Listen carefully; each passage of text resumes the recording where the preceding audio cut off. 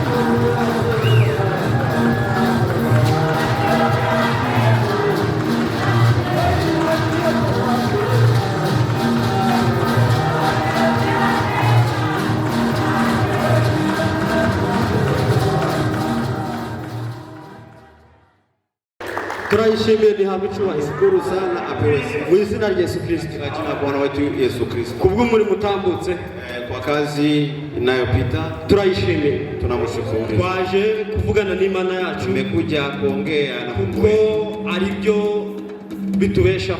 kwa sababu ndiyo tunayoishi. Nibyo bitubeshaho.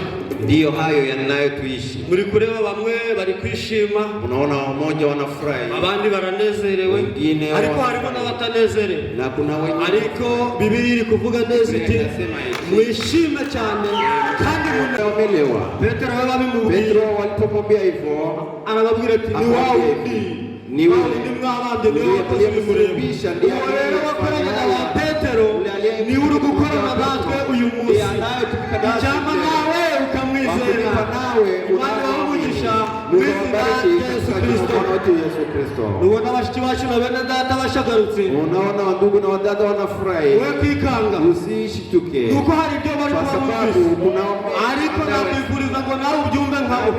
na kuhitajia kusikia hayo. Imana ibahe umugisha mu izina rya Yesu Kristo. Ntabwo ari cyo cyari cyanzanye hano, ubusanzwe njyewe ntabwo ndi umupredikatere, nta nubwo ndi pasitoro, nta nubwo ndi uwo ndiwe, ahubwo nanjye ndi umwe mu mubare w'abana b'Imana. Ni mmoja wa watoto wa Mungu. Ariko hari undi musaza ubizi neza, Kuna mwingine iyo twagize ngo abibabwire, abatambagize, abageze aho mwifuza kugira ngo buri muntu wese aharebe amaso ye. wapate kuangalia huko. Uwo musaza Ule mzee niwe uri bukore imikoro yose iri imbere yacu, niwe uyifitiye gahunda, anaye na utaratibu, araza kutwereka byose, ibindi byose bibateye amatsiko, niwe uraza kubibahereza. atakayowapa Mu isengesho rya mwene data Jonas, katika ombi ya ndugu Jonas, asabira igikoresho cy'Uwiteka kandi ahesha umugisha abatanze icya cumi n'amaturo. Tukiwakaribisha ninyi wote kandi tubakiriye mwese mbele ya Mungu, mbere y'Imana na mbele ya chakula ni mbere y'ibyo kurya, katika jina la Yesu Kristo. Yesu Kristo. Wageni wote wajisikie salama. Abashitsi mwese mwiyumva amahoro. Kile kilichotuleta icyatuzanye ni harusi, ni ubukwe, lakini cha kwanza ni neno. ariko ikintu cya mbere ni ijambo. Maana Biblia inasema eti Biblia ivuga hapo mwanzo alikuwa neno. mbere na mbere ari ijambo. Kila kitu chote kinatanguliwa na neno, kibanzirizwa n'ijambo. lakini acha niwaletee salamu Ndeka bahinda mukanyo za mtumishi wa Mungu Vincent. ya mwene data Vincent. Tuliongea jioni akanambia nikifika hapa ndani ya makutano yatubwiye ubwo twaganiraga ngo nitugira amateraniro tini sisahau kuwasalimu. bati tubaramutse. Sasa zile salamu ziwafikie zibagereho kwa jina la Yesu Kristo. Aksanti kwa kuzipokea. kwa kuzakira.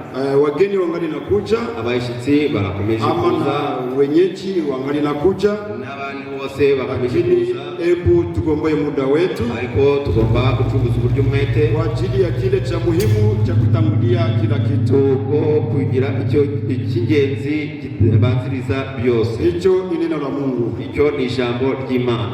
Tunaongeza wasihi, turongeye kubinginga, tunaposoma neno la Mungu, ubwo dusoma ijambo ry'Imana, ni bendera ya nchi, ni bendera ry'igihugu. Bendera ya nchi hakuna ambaye anaketi wakati inapandishwa, yo rizamuka abantu bose. Kwa hiyo tutasihi kila mmoja wetu turinginga buri wese aweze kushimama kugira ngo abashe guhagarara taratibu yumvire wakati ya usomi wa neno la Mungu. Usomyi bw'amagambo y'Imana. Hebu tusimame, mureke duhaguruke. Tutasoma kitabu cha Isaya. Tunasoma igitabo cha Isaya sura 62 mirongo 62 6 hadi 9. 62 murongo wa 6 kugera ku 9. Tutasoma pia Isaya 21. Tunasoma na Isaya 21, lakini hiyo tutaisoma tukiketi. Hiyo turaisoma twicaye.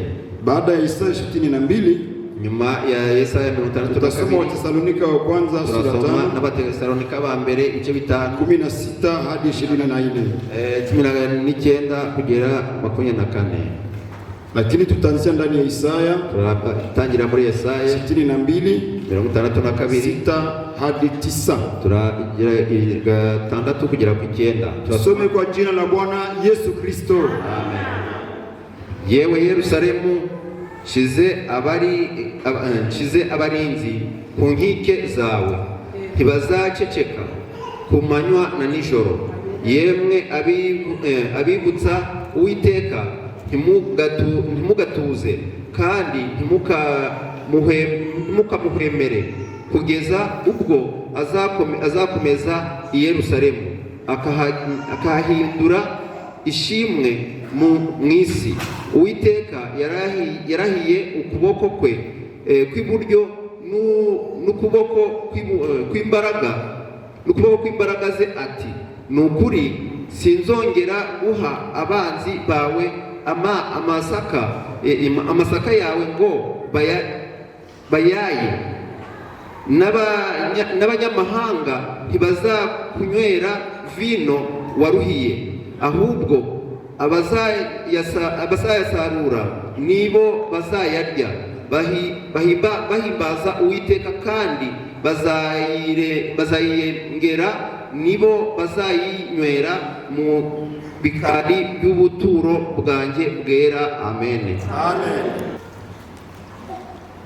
Watesalonika wa kwanza, Abatesalonike ba mbere sura 5, ibice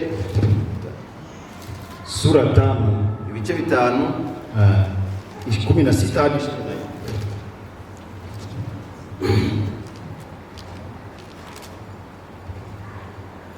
Turasoma mu izina rya Yesu Kristo.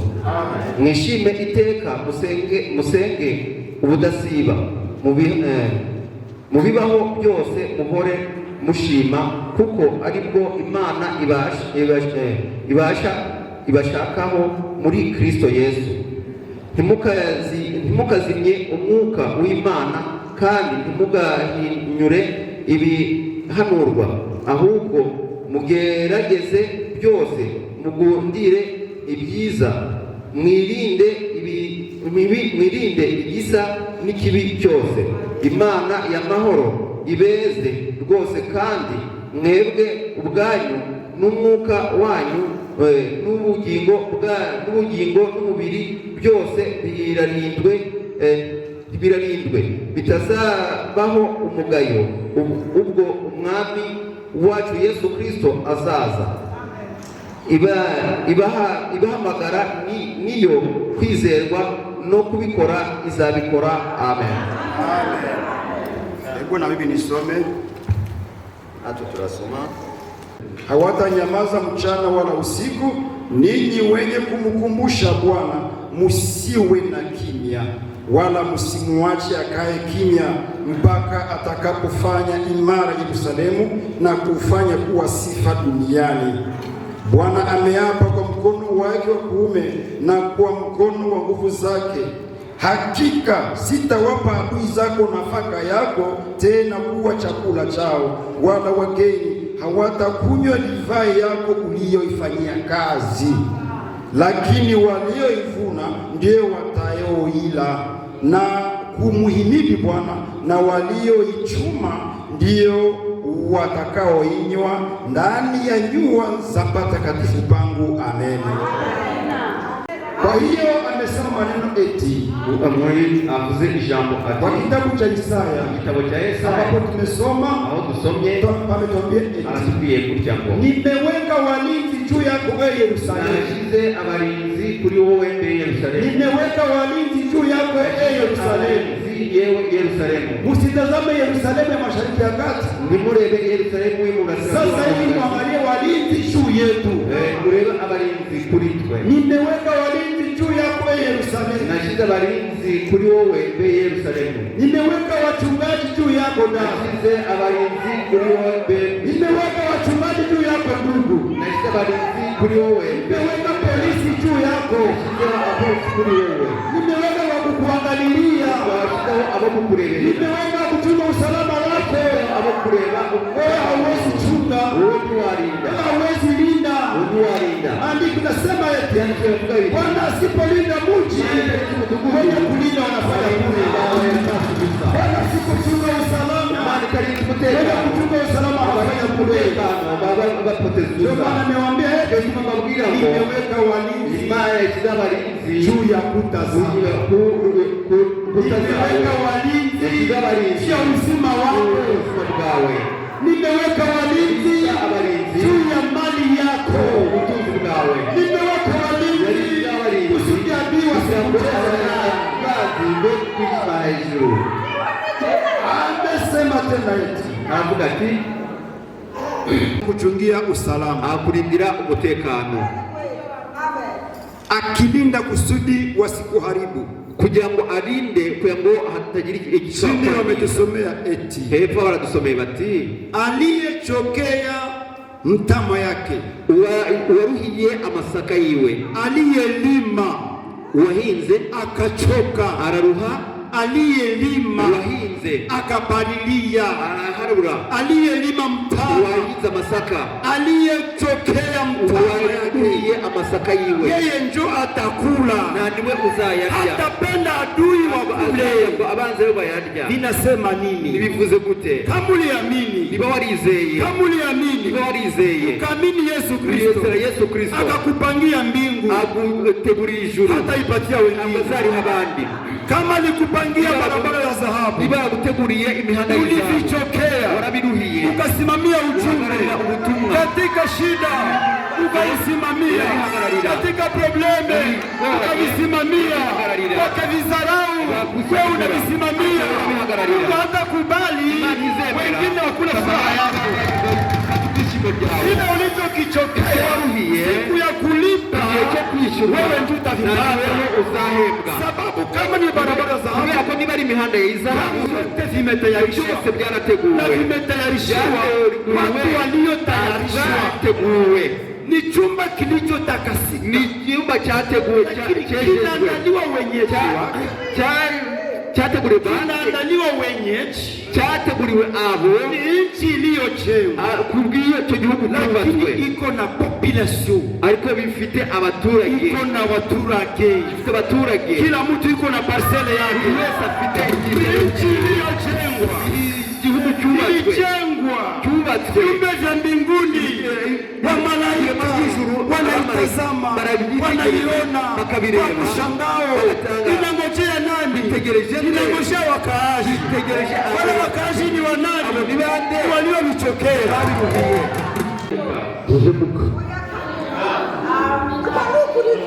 Kihemuka ntabwo gihemuka. Wathesalonike wametambia tena eti, Abathesalonike batubwira bati Mungu mwenyewe, Imana yonyine, juu panatambia eti furahini siku zote, mwishime iteka. Twende wanataka kutusomea, furahini siku zote, mwishime iteka.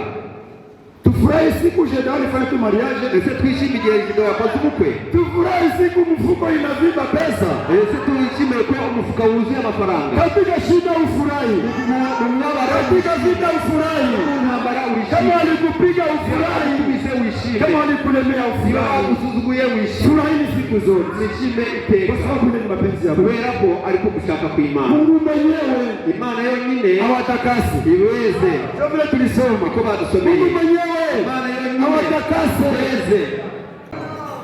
Mungu ni mwaminifu, Imana ni kwizerwa, aliwaahidia, yabasezeranije. Nani anaweza mshitumu kosa?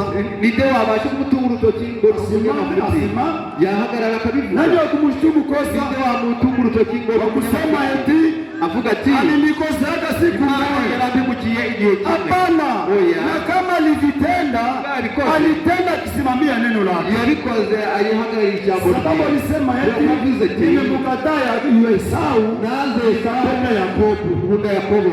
Biblia inasema pale kwa Warumi eti, sasa Mungu anakosa? Ese Imana irahemuka? Mungu ni mzalimu? Ese Imana irakiranirwa? Mungu ni mzalimu? Imana irakiranirwa? Musikie ndugu, Imana irakiranirwa. Uburinzi bwanjye anasimama kwenye zamu, hagaze kwenye zamu, aho ngaho ku izamu ya ulinzi, y'umurinzi. Na wewe unapewa kazi sasa, nawe uhawe akazi, unapewa kazi, nawe uhawe akazi, unapenda ile kazi muyone, nawe ushaka kubona uwo murimo. Tulivisoma twabisomye. Enyi munaomkumbusha Bwana, abibutsa Uwiteka. Enyi munaomkumbusha Bwana, abibutsa Uwiteka Kuna wanaomkumbusha Bwana hapa. Ese harabibutsa Uwiteka hano? Kuna wanaomkumbusha. Ese harabamwibutsa? Mutamkumbusha nini? Muzamwibutsa iki? Mutamkumbusha nini? Muzamwibutsa iki? Mutamkumbusha nini? Muzamwibutsa iki? Mutasema eti muzavuga gutya ngo Bwana wetu Imana yacu uliniahidia, waransezeranije, ulisema hivi, waravuze ngo, ulisema hivi, wavuze gutya, ulisema hivi. Sasa ahadi zako zinafika wapi? Amasezerano yawe ageze. Wenda ulize ule mlinzi, genda ubaze sima kwenye zamu yake, yeye asinzi yake, hala lake akaryama.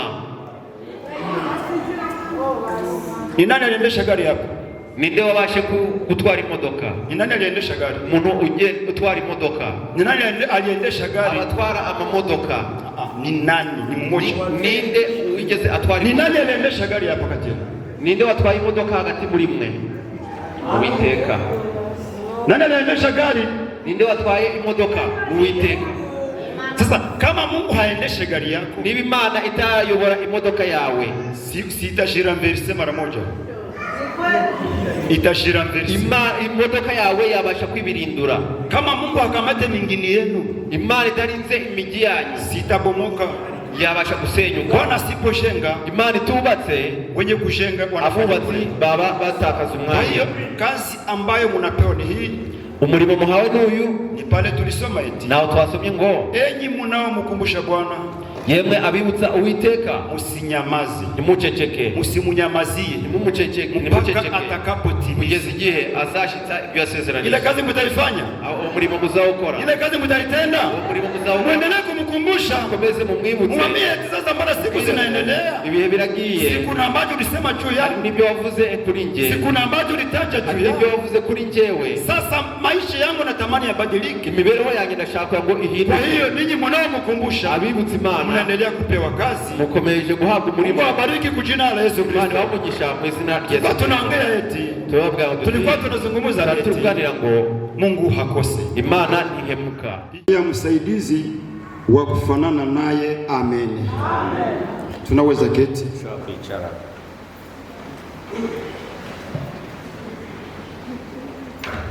Mungu abariki maneno yake. Imana ihumugisha amagambo yayo. Kwa jina la Yesu Kristo. Mu izina ry'umwami wacu Yesu Kristo. Tumesoma eti, turasomye gutya ngo, Bwana Mungu akasema eti, Imana iravuga iti, si vema huyu mtu byiza ko awe peke yake, aba wenyine, nitamfanyizia msaidizi, reka muremere umufasha, anaye mustahili, umukwiriye. Hapa sasa tutakuwa tukiambia eti anayefanana naye, kandi usa nawe, anayefanana naye, usa nawe. Nicho neno tunatazungumza, nicho kichwa ya maneno, niwo mutwe w'amagambo. Anayefanana naye, usa nawe, anayefanana naye, usa nawe. Ile kufanana ni namna gani? Uko gusa ni gute? Ni muzungu kumuzungu? Ese ni muzungu kumuzungu? Hapana. Oya. Siye muzungu kumuzungu. Hagari muzungu kumuzungu. Ni mwenye kuwa na sura ya hivi? Ese ni ufite isura? Hapana. Oya. Ni mtu mwenye kuwa na mistashe? Ese ni umuntu ufite mistashe? Oya. Nitamfanyizia msaidizi, zamuremera umufasha, anayefanana naye. Nawe wanafananaka namna gani? Basabate. Na kwa nini shida leo ziko nyingi? Kubera iki uyu munsi none hari ibibazo? Kwa sababu gani shida zinaweza kuwa nyingi katika mafamilia? None biriho mu miryango. Shida moja tu inayoleta matatizo, inayoleta matatizo na Amerika, muri Amerika, inaleta matatizo Afrika, kikazana ibibazo muri Afrika, inaleta matatizo ndani ya nyumba, ibibazo ndani ya makuple, cyangwa se mu mashirahamwe, ndani ya makuple, cyangwa se ndani ya watu walioana, mu bantu bashakanye. Shida ni moja, ikibazo ni kimwe, ni kutofanana, nuko badasa, ni kutofanana, nubudasa. Sasa watu wanafananaka aje? Ese abantu basaba, hicho tunatasema kwa muda mfupi, kugira ngo tuvuge, kisha tusimamishe dada yetu, kisha tuhagurutse abageni bariki ndoa yao, ngo duhumugisha ubukwe bwabo. Tutauliza maswali, lakini kwanza tuanze waambia, ariko twababwire ngo kufanana naye ni vitu gani? Ese gusa nawe ni gute? Ile kufanana, uko gusa sio sura nyeusi, ari ukwirabura, sio sura nyekundu, cyangwa se gutukura, sio sura ya aina gani? Isura isabute. Ile kufanana, uko gusa ni kuangalia wanakutanisha, nuko babahuje tabia, imico. ile ndiye kufanana. ni ile ndiyo kufanana, niko gusa, anayefanana naye usa nawe.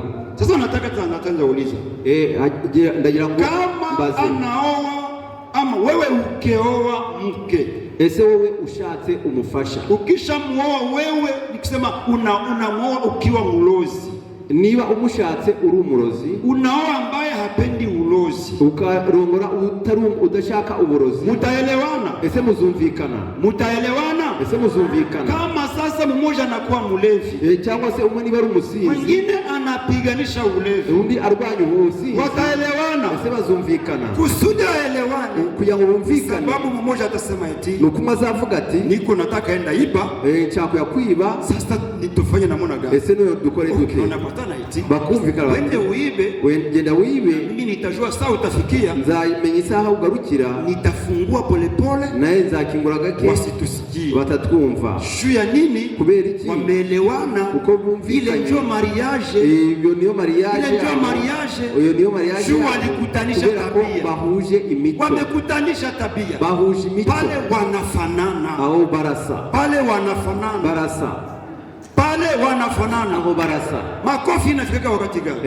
Ingumi ziza ryari? Makofi inafika wakati gani? Ingumi ziza ryari? Bwana anapenda baki nyumbani, ashanga gume mu rugo. Bibi anapenda tembea, umugore agashaka kugenda. Ataenda fika kule alewe, azageria akunye, afike akitembea, agenda gutya. Akitafika katika ile nyumba, nagera muri iyo nzu, watajenga, bazubaka. Munijibie, watajenga, bazubaka. Ukwe na shibu enyi mulio wana, abashatse mwegerageze, hawataelewana, ntabwo bashobora kuzumvikana. Nitamufanyizia msaidizi, zamuremera mufasha ambaye anafanana na usa nawe, ambacho anapenda, icyakunda. Kama kumbuka anapenda viazi, kumbuka akunda ibijumba, akija akisema anahitaji viazi, niba vuze ati nkunda ibijumba, akute mke wake anavitayarisha, nawe yamaze kubikora, ile wanafanana. aho barasa. Wakienda kunywa, niba bagiye kunywa, wakirudi bagarutse, wasikamatane ndani ya makoti, batabasha kufatana, unatoka wapi? na mashati, sababu walikuwa pamoja, walilewa pamoja, hawatagombana, ntabwo bazarwana. Walikuwa mmoja ku hoteli, bari kumwe, ntabwo bazarwana. Kumbe anayefanana naye, usa nawe, ile njo mariage, uko ni go gusezerana. Akipenda message, yakunda ubutumwa, naye anapenda message, nawe akabakunda ubutumwa. Akipenda ujumbe, na mwingine apende ujumbe, nawe akunda ubutumwa. Yesu nakasema hivi, musizani nilikuja leta salamu, nibugire ngo naje gutanga amahoro, nilileta upanga, naje nazanye inkota. Lakini bali katika imani, ariko ni mukwizera, ndani ya walioana, abashakanye, bali natakia wakuwe saba kwa ngo wanapatana katika tabia, mu mico, tabia zao zikiwe ziko sawa, ibe ihuje. Uya kipenda hiki ni muku yakunda, na akipende nundi nawe akisema twende droite, niba tugiye naye aende droite, bose bagiye, akisema twende gauche, naye aende gauche, bose bagenda iburyo. Akipenda kuvala kanzu, niba shaka kwambara kanzu, naye apende, ndio nilikuwa napenda kuvala kanzu, naye ndio naisha kwambara. Akini akinunua kanzu, niba guzi kanzu, nasema napenda nivale kitenge leo, batinye cha kwambara igiteno, ile nyumba hawatajenga, bazubaka, itakuwa ni njia mbili, kwa sababu ari inzira zitandukanye. Ukipenda viazi, unapenda muhogo, hamutaenda pamoja, kumbe naomba wafanane kugira ngo bae basa. Kama hii mshwara ni mweupe, niba uyu mshwara ari umweru, inatakiwa kama kipande kimoja kimekatwa, niba igice kimwe gikuweho, wakipenda ikuwe tu hii, niba bashaka kugira ngo gikomeze gusa gutya, ni kutafuta kipande kilichopatoka, ni ugushaka ikindi gice cyahavuye. Kama haupate kile kipande, niba utabonye icyo gice, kila mtu ataviona, buri wese azabibona, lakini havifanani. Ariko ibi ntabwo bisa, havifanani, ntabwo bisa. Shu hata unafanya aje, niyo wakora gute, ngoja niwaonyeshe, reka mbereke. Tunamaliza, turashoje, turashoje. Ndagira ngo mbereke urugero. Murareba uru rupapuro, nduciye gutya, unaona kama haikatike vizuri, urabona ko rudacitse neza. Kama hii ninaitupa pembeni, ndutaye ku ruhande, ukitafuta mwenzake wa hapa ushaka igice cya hariya hautakufa ipata, ntabwo uzapfa kukibona, lakini kama unapata hii ariko ubonye iki utaiunganisha, uzagihuza byongere bibe urupapuro neza, bizaba rwa rupapuro. kumbe natakiwa upate hii, kumbe birasabwa ngo ubone niba iki kitabonetse ni ikibazo. kila mtu ataona, buri wese azabona ko hii nyumba inajengewa pabaya, iyi nzu yubatse habi, hata walioona lakini habiendeke, ubwo bashakanye ariko ntabwo bigenda neza. polisi zitakuwa kila siku kuramura, polisi zahora ziza gukiranura, lakini waliokutanisha ariko abahuje wanakutana wakiwa sawa, huza neza, hakuna fujo katika ile nyumba. nta rusaku ruzaba muri iyo nzu. Kwa nini fujo katika iki urusaku ni kutoelewana, kutumvikana? lakini katika nyumba zetu mu mago yacu Mungu ndiye mshengaji, Imana niyo itubakira. tunaweza muomba yetu twamusaba hao ambao tunataka kusudi tuweze kuombea baraka, wawe wakikutanisha. Kitu gani wanawindaka? Ni kwa tabia, kushaka ni kwa tabia ya musaza w'umukobwa kuje kusema kama vile kaka yake Rebeka alisema, uko musaza wa Rebeka yabivuze, akasema eti ndiyo nimemtoa. Aravuga neza yuko ari ukuri. Tunahitaji kaka ya kijana atushuhudie kama kweli ndiye ametoa msichana, ariwe utanze umukobwa. Nje nitwa Irumugisha gushyira umushiki wanjye ku izina ry'umuryango Sharon na Musanze Muhayi Kideo.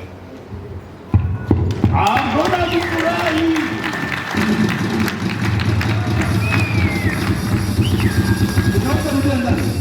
Ese wabasha kubisubiramo?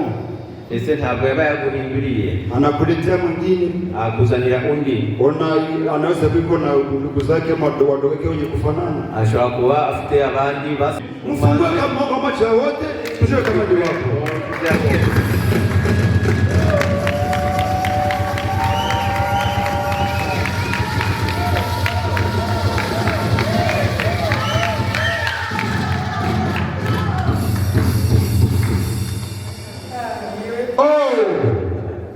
Wow.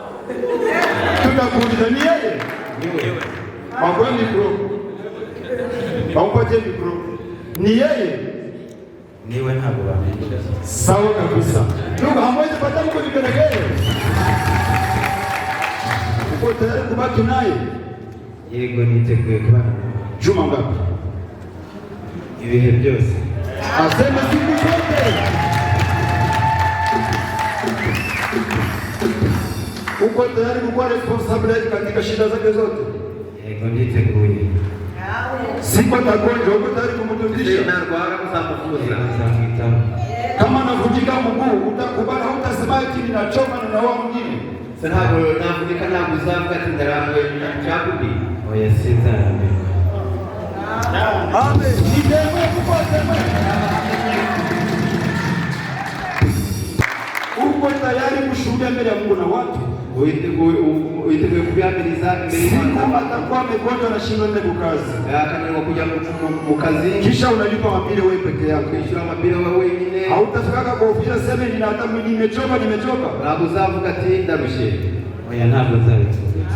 Uko tayari kuba msimamizi wa mwingine yako? Witeguye kuba umuhagarikiza urugo rwawe? Yego ndabyiteguye. Uko tayari kuba jibu ya maswali za mwingine yako? Witeguye kuba ibisubizo by'urugo rwawe? Yego ndabyiteguye. Je, Mungu anasema nini wote? Yesu murabyumva. Uko ubariki. Jina la Yesu Kristo. Ndio tuko tunaunganisha. Tugiye kubasezeranya, lakini ninapenda nimuulize Mshirarungu. Nagira ngo baze mushiki wacu Mshirarungu. Huyu ni kijana ambaye nipendana naye. Huyu ni umusore wakunze. Boni Amina. Unasikia kule? Mulisikia? Akumvise. Huyu oya panasema kwa oya. Huyu msichana ni kijana wale mpenda? Yule umusore wakunze. Aseme ndio kijana mpenda. Wewe asema ali Amina. Sasa uko tayari kukuya jibu ya maswali zake zote? Witeguye kuba ibisubizo by'ibibazo bye byose? Anasema ndio. Anasema niko tayari kuwa jibu ya maswali yote. Witeguye kuba igisubizo cy'ibibazo bye? Uko tayari kusudi ukuwe majibu katika hali zake zote za ugonjwa. Mbese uteke kuba igisubizo mu bibazo bye byaba n'uburwayi. Siku atagonjwa utalipa mabile. Mbese cyazarwara uzishyura mabile. Uko tayari? Uriteguye kuja mbele ya Mungu na watu. Ubihamiriza imbere y'Imana n'abantu. Sasa wakati mtaweza kawia munaangalia kazi na kusekana.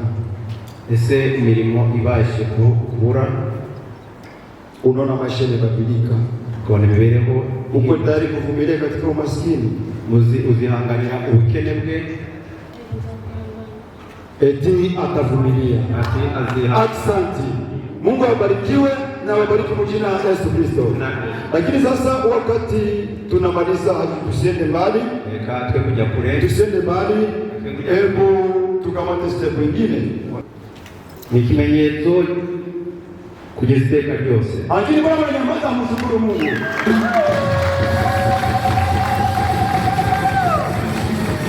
Anakupika pesa ni yote mkiona.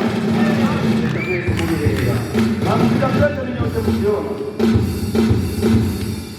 Huyu ni mke wake, huyu ni mugore wiwe. Ni alama ya kwamba agano waliopeana tumeiona kwa wazi. Ona mnyamaza, mshukuru Mungu mbinguni.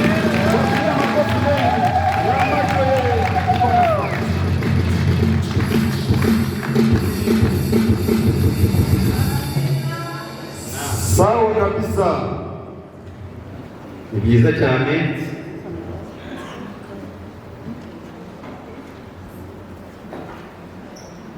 Amen. Bwana atutunze sana. Bariki Mungu wetu kwa mbinguni, sababu ni mwema.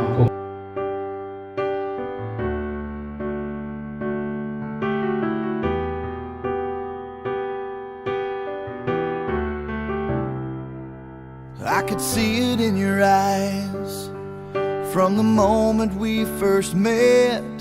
There was something different about you. I couldn't see myself without you. Now I know what it is that makes me love you like I do. It's all that I've been longing for. I don't have to look for it anymore. You give me something to believe in, a hope that I can build on, a trust and a devotion. I'm caught up in it. Bigaragaze abantu kuba abana ingeri nyinshi nabo bamanzira bashaka ko turabatirana hanyuma bakoze. Yakoze cyane reka nsome.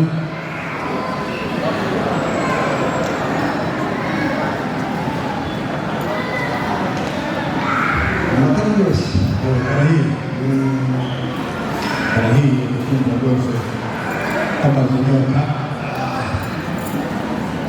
Reka gushimire kuko unyakiriye kandi gushimire ko wampaye ikaze, gushimire ko wanyitiranye urugwiro.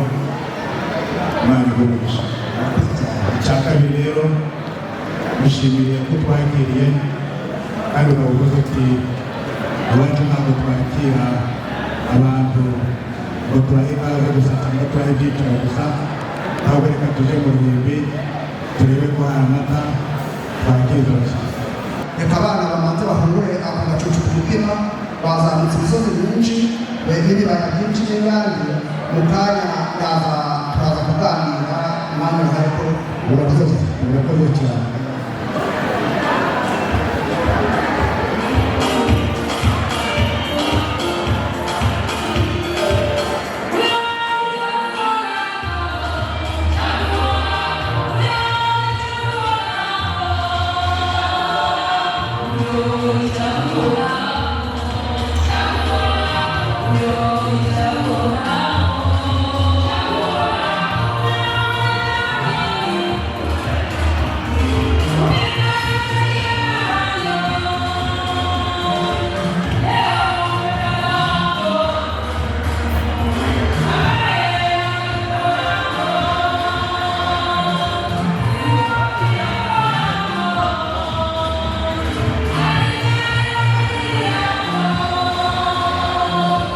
Amen.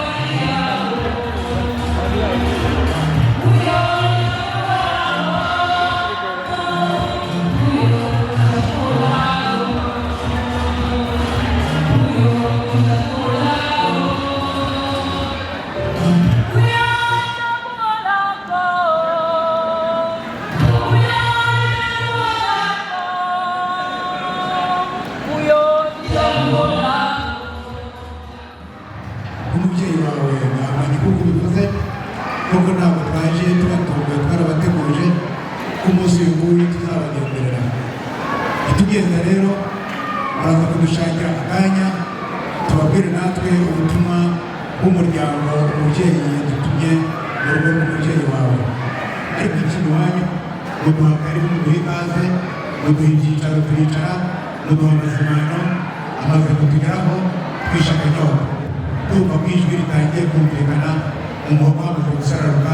Ndagira ngo natwe rwose k'umuhesha w'amagambo naza kutubonera akanya natwe tubona mu dusabire kandi natwe tubabwire ubutumwa cyangwa se itaje cyangwa ngo bitarabire mu rugo rwanyu uburyo budatinze. Murakoze cyane.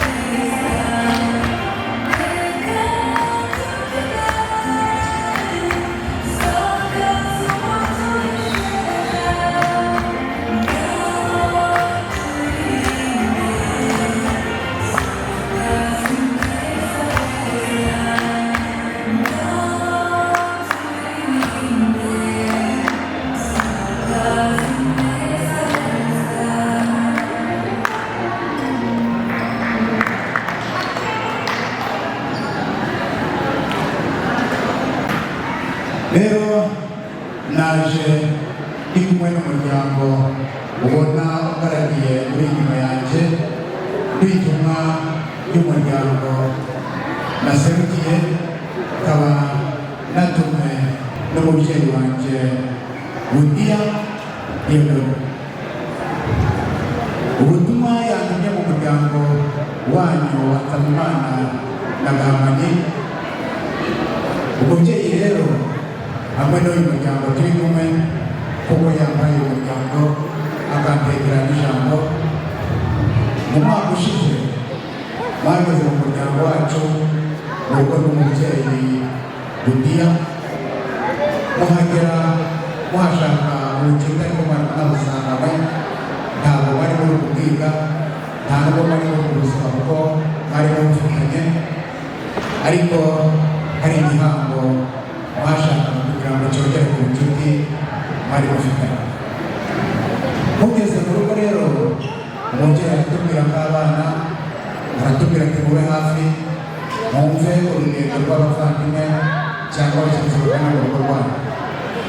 Twarabakiriye tubaha ikaze mu rugo, turabakira ko twabakiriye murabizi mwarabibonye, tubaha akanya ngo mutubwire iby'uruzindu rw'abagenzaga mu rugo rw'umubyeyi wacu.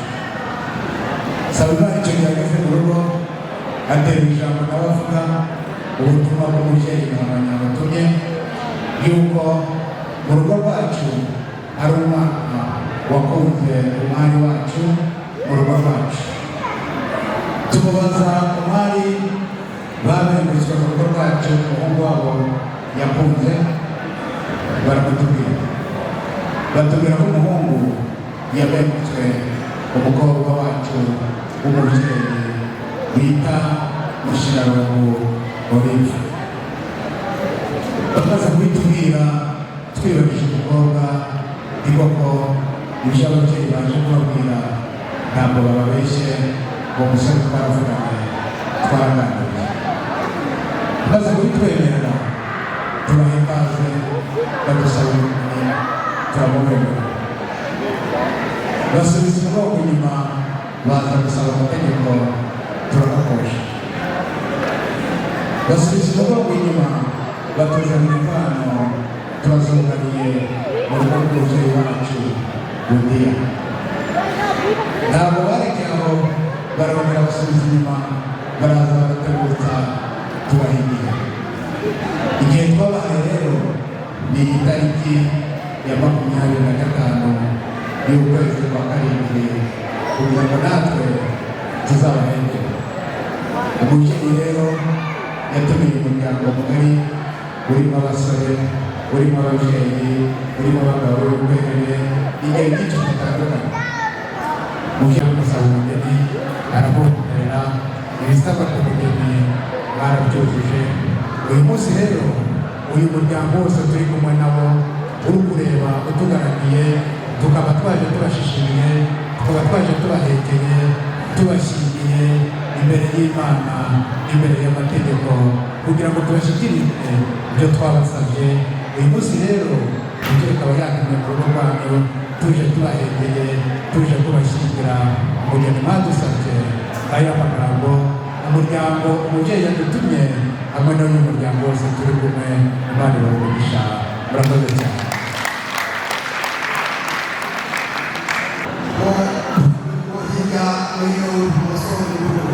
Ariko ayo mashyi ntabwo isa n'ayandi, abantu bicaye mu mashyi asanzwe n'ibihugu by'ahandi. Murakoze cyane, niho tubishimiye. Kuko mu mbaraga tutavuze gatutse umureba ni mama nanjye ndinya n'ibindi bavuze tudasubiye kuri benshi nuko ubwagenze igipanga abagabo ahubwo mu ishimira gatutse rero mu rwego rwa Budiya Imana akagira gatutse mbere Yesu ko muri imfura inshuro ubupfura bwanyu ubundi bivuze twaje iwanyu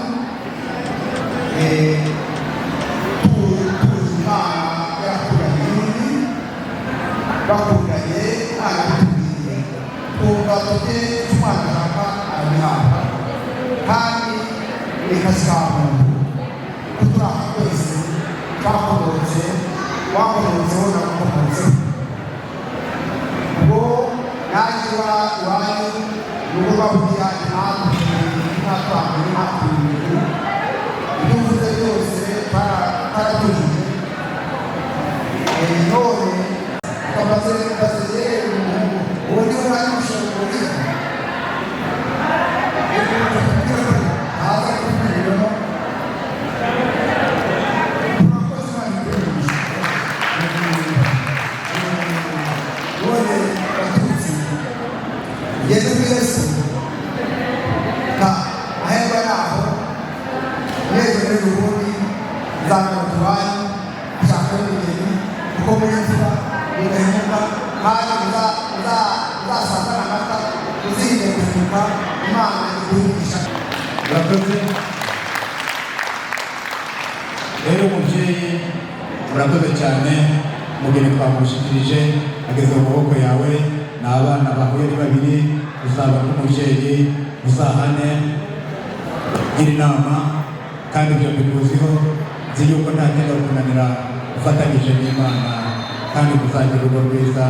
Tubashimiye ishyaka ry'irwe, murakoze cyane. Murakoze cyane.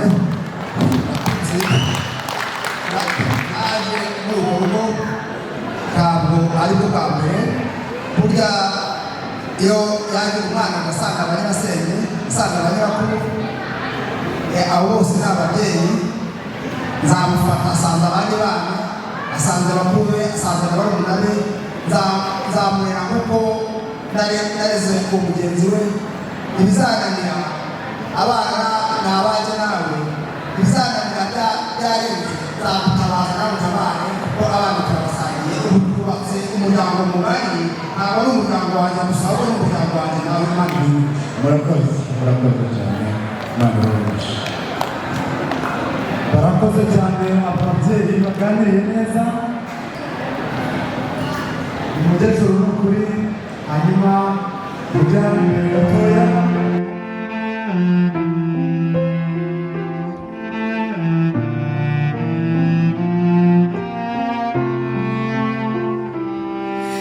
Here's my hand, it's yours to hold. I give myself to you.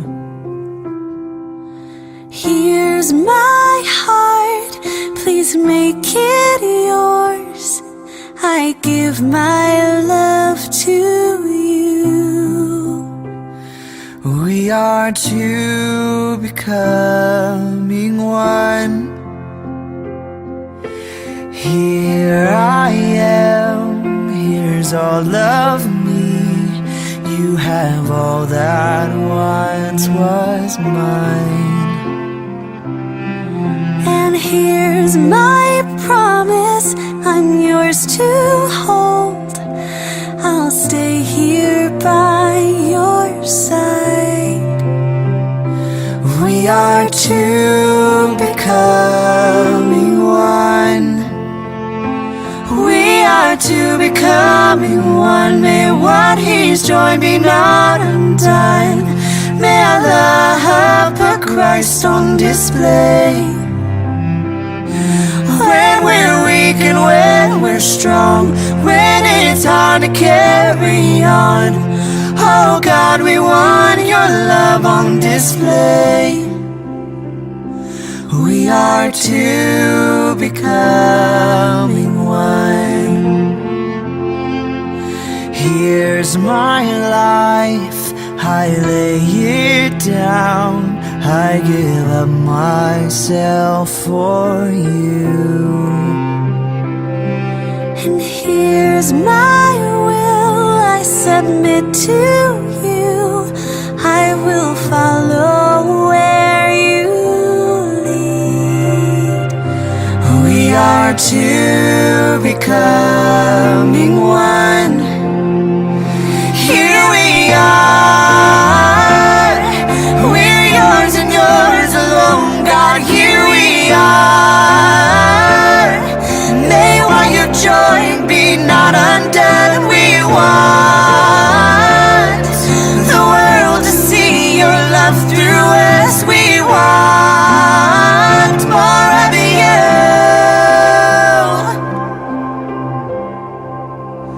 We are two becoming one.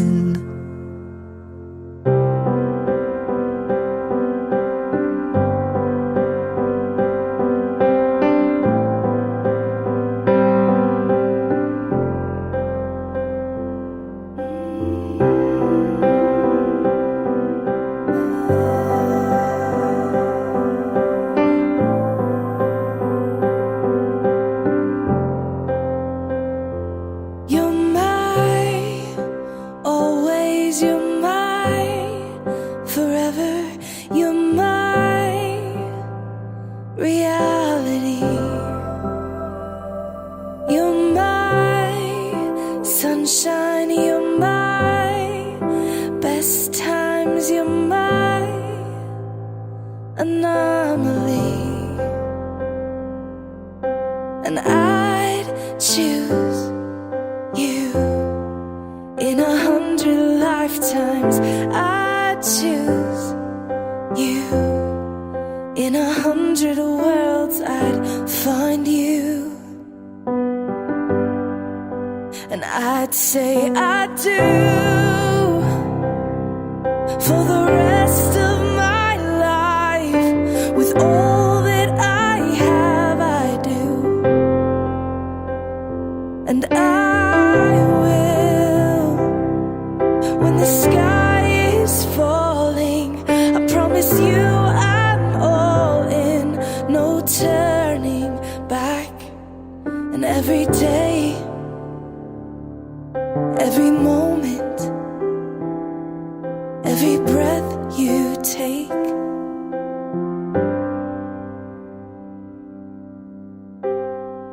I choose you.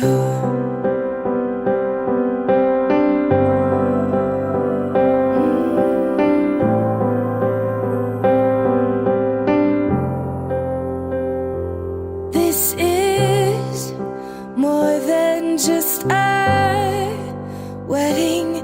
This is etched into eternity. With our union we will move mountains, we will live on our knees. 'Cause he'd choose us.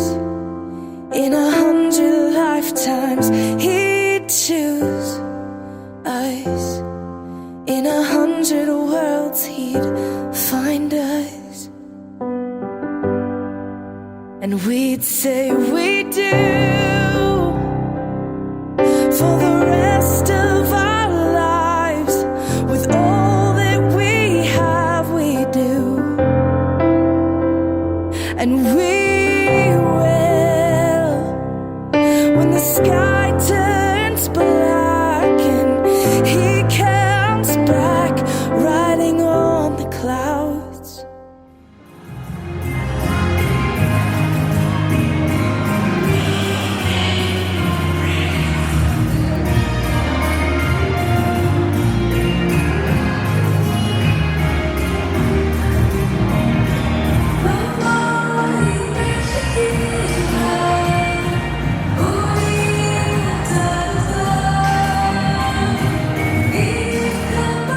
Every day and every moment, every breath we take, we choose you.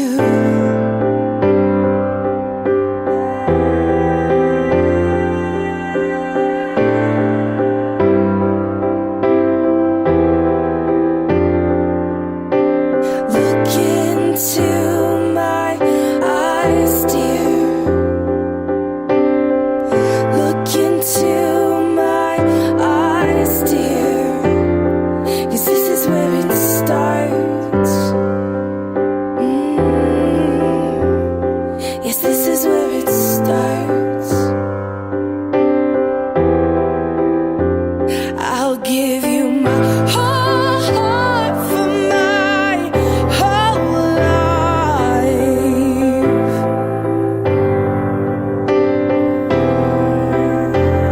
I'll give you my whole heart for my whole life. And this is where it starts.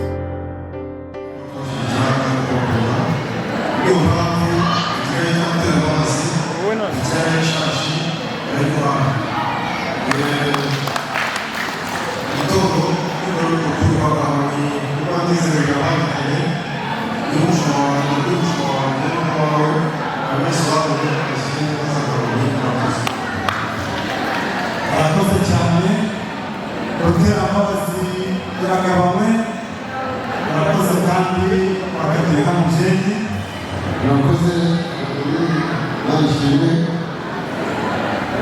ubirori by'umwana wacu.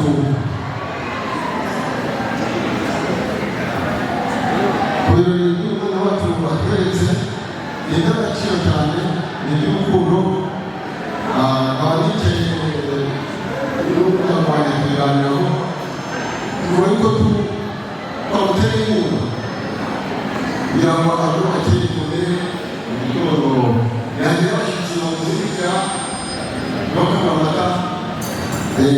azaba kamere yagire ubu nanjye bafite yari ishashi bayibahaye y'ibiza bayibahaye uyu munsi atahanze ntabwo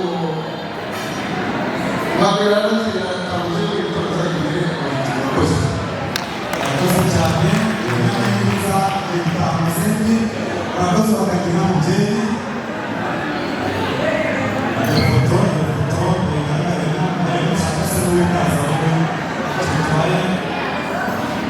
uyu munsi ni umunezero, uyu munsi ni uwo kwizihirwa kandi kwizihiza umunsi mukuru w'abana bacu. Ni ukuri Imana yahabwa icyubahiro, intambwe bateye Imana bakoresha kandi izabakomeza mu rugo rwabo, urugendo batangiye bazakomeze, Imana izabakomeza. Rero bisa nkaho ariko ntabwo igenda nta nkongoro, ntabwo igenda nta njinshi, nanjye nyina ntamuhaye inkongoro nyinshi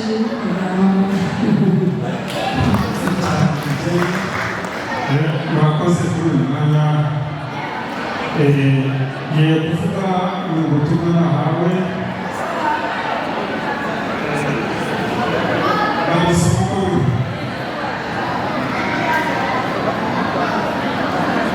ati ni mukuru wa video Zaigura abitwa Faida Musa kubera ibyishimo by'ubukwe na murumuna wanjye azabakundutse mu rwego rwo kubashyigikira nk'uko bigenda mu muco wacu.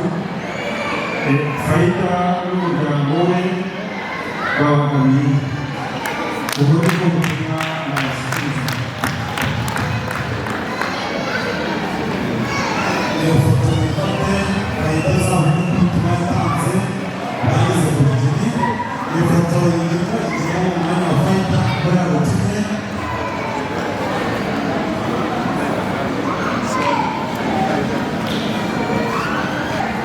murakoze cyane. Ngiye kubatanzi ikanaguziro rode ifite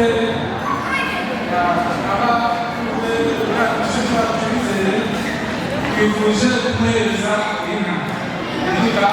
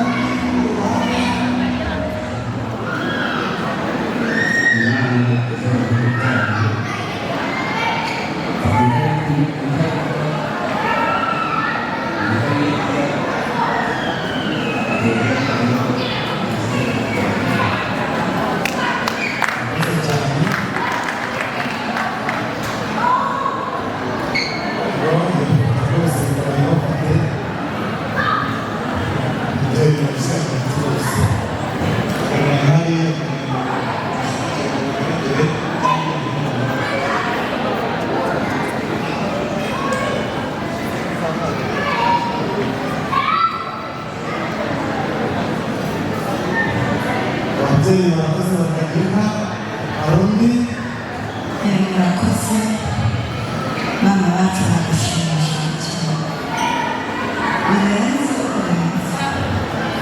ubu abana nguyu abanyongera ndetse abanyonzi ubwo muha mbere yo kubakoresha by'abantu indirimbo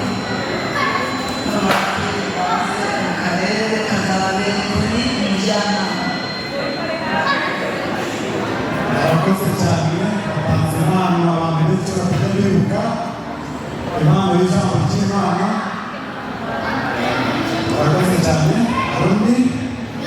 Murakoze Imana.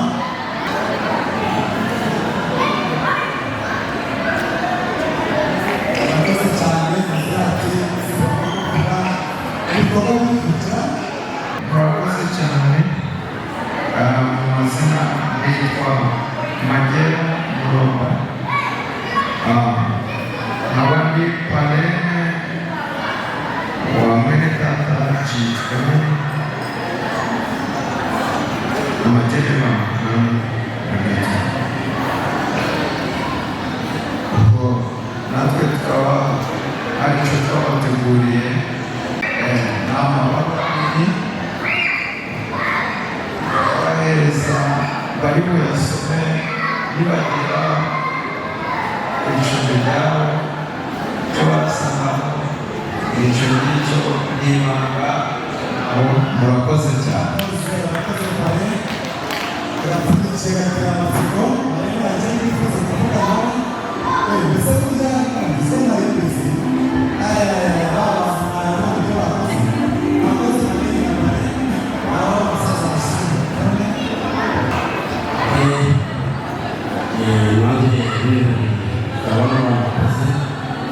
Byanshimishije cyane kandi ibyo byerekana umuco abari inyuma nabo bagomba kurengera.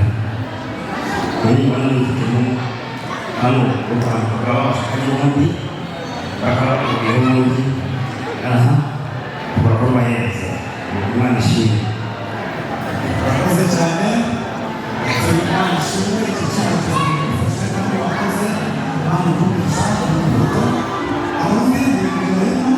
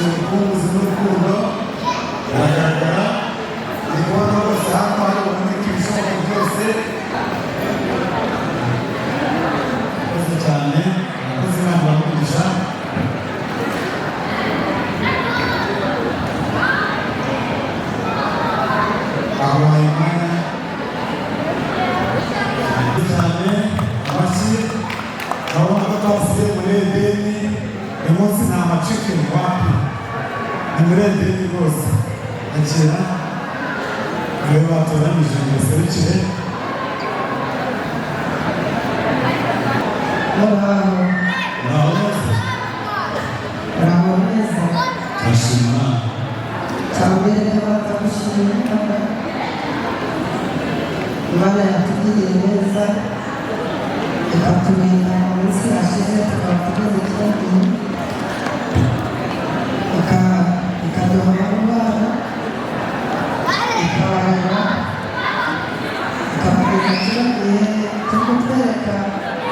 ibirori kandi tukaba tubazaniye imbuto zabafasha mu rugo rwabo, tubakangurira ibyo kugaburira abazaza mu rugo rwabo, tukazaburiye ibyo kugaburira abana babo bazabyare muri gakondo. Imana izabahe umugisha w'iburyo n'uw'ibumoso, umwe umugisha usabiye, Imana ishimwe. Murakoze cyane mubafashe pare na marene muze kubafasha kugira ngo ifoto yanyu yabo igaragara neza, mubona nk'aho bihishe mugerageze kuberekana. Ntabwo reka tubafasha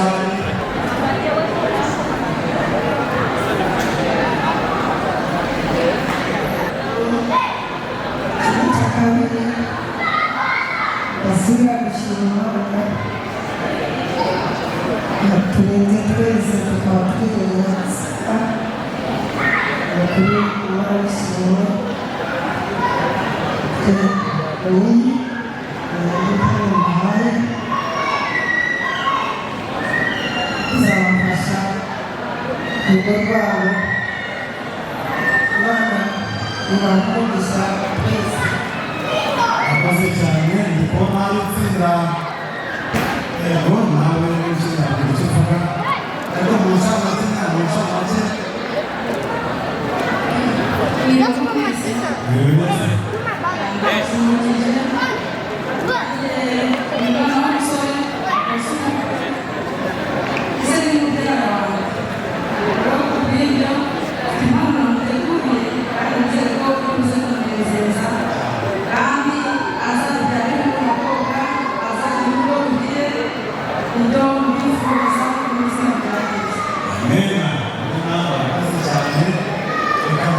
itsinda ry'abageni ndikubona ari abageni bahaye imyanya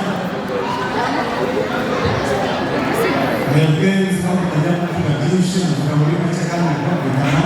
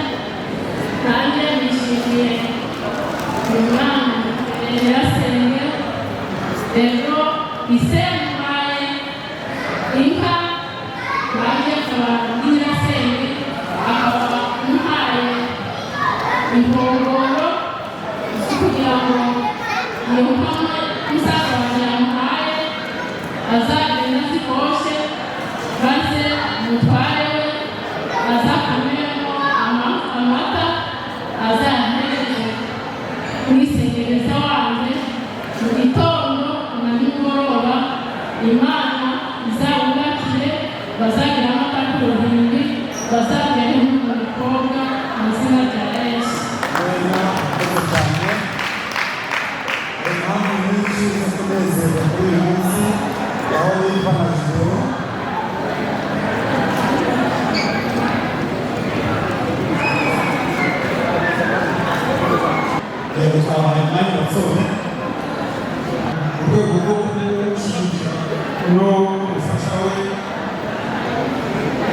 tubahaye n'ijwi ryanjye ariko abantu bahagaze hirya no hino mu rwego rwo kwishimira ibirori bye byashyiriweho n'umufasha we n'ubwo butumwa naje kubagezaho bazajya bariho n'abakobwa Imana y'umugisha.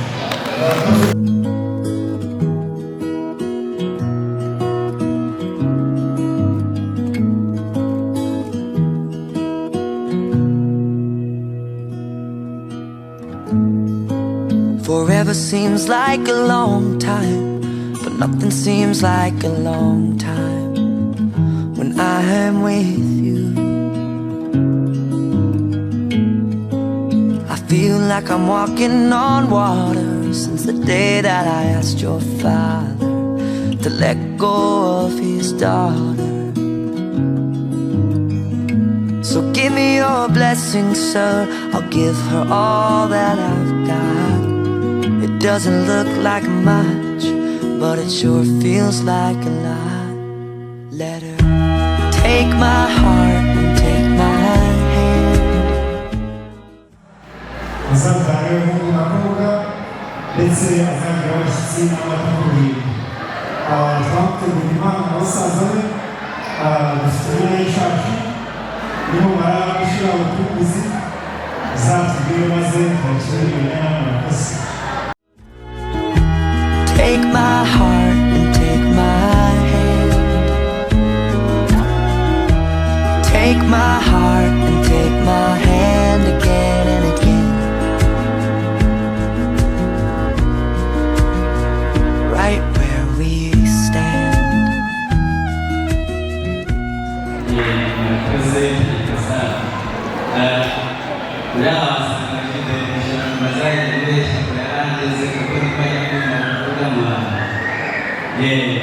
rero bishobora umubiri ni mushiki wanjye nyine twabanye mu gihe kirambye cyangwa se ntabwo kirekire tubana n'umwana wari ufite cyane yanjye ndetse anamenyesha ko hagari igihe cyane rero mu bigaragara yubatse urugo agubakanye na Giti Giti nawe twabanye cyane ahitwa muri Ekore muri abasengera ahantu habera Ekore barabizi rero Giti nawe yari inshuti ubwo rero muri rusange ubwo nishimiye umuryango wabo nanjye iriya nyana bakuru muri bakagiye witwa ababwiye ntabwo yavutse yonyine kuko izavutse ari impamvu rero nanjye data yampaye ingenzi yayo nanjye kuko yabyaye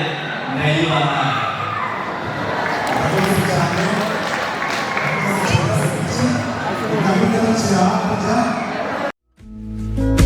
I never really know what love is, but whatever it is, I feel it in your kiss.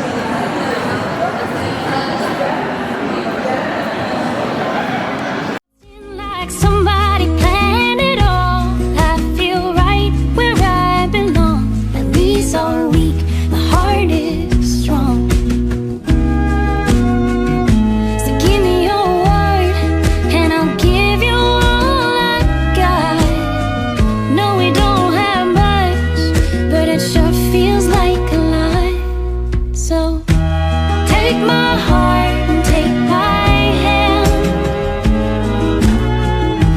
Take my heart, take my hand. Take my heart and take my hand again and again. Right where we stand. Take my heart, take my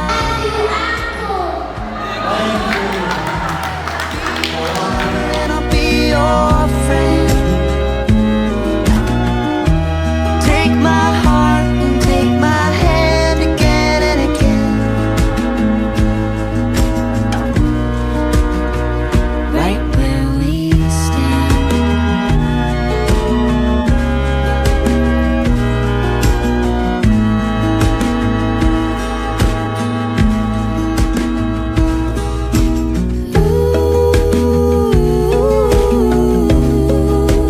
Too good to be true. I wanna spend my life with you. I wanna spend my life with you. Too good to be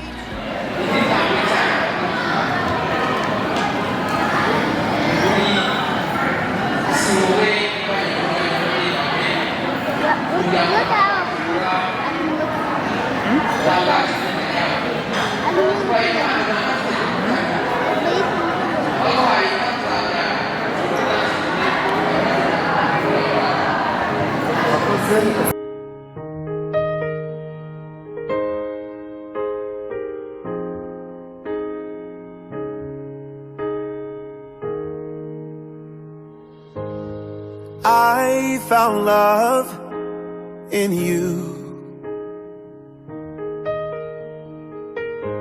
and I've learned to love me too.